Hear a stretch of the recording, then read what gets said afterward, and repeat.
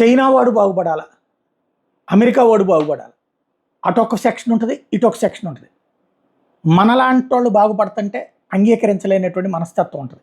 ఇప్పుడు తాజాగా కమ్యూనిస్ట్ పార్టీలు కొత్త కాన్సెప్ట్ తీసుకున్నాయి. నికోబార్ ప్రాజెక్టుని వ్యతిరేకించడం, నికోబార్ని అభివృద్ధి చేయడమే ఆ ప్రాజెక్ట్ లక్ష్యం. అక్కడ ఓడరేవులు, విమానాశ్రయాలు నిర్మించడం, నగరాలు నిర్మించడం, హోటళ్లు నిర్మించడం, భారత సైన్యానికి ఆర్మీ, నేవీ మరియు ఎయిర్ ఫోర్స్ కావాల్సిన స్థావరాలు నిర్మించడం, ఇంకా అనేక రకాల పనులు చేయడానికి సిద్ధపడుతున్నారు. అయితే దాన్ని నిలిపివేయాలంటూ అక్కడ పర్యావరణం దెబ్బ, ఆ ప్రాంతంలో గిరిజనులకు కష్టం అవుతుంది, ఆదివాసీలకు కష్టం అవుతుంది, అట్లాంటి వాటి మీద చేయడానికి వీల్లేదు అంటూ ప్రధానంగా హడావిడి ప్రారంభించేశారు. వాస్తవంగా నికోబార్లో సైన్యము ఇదంతా కూడా రెడీ అయితే మలక్కా జలసంధి మీద భారతదేశం పట్టు బలపడుతుంది.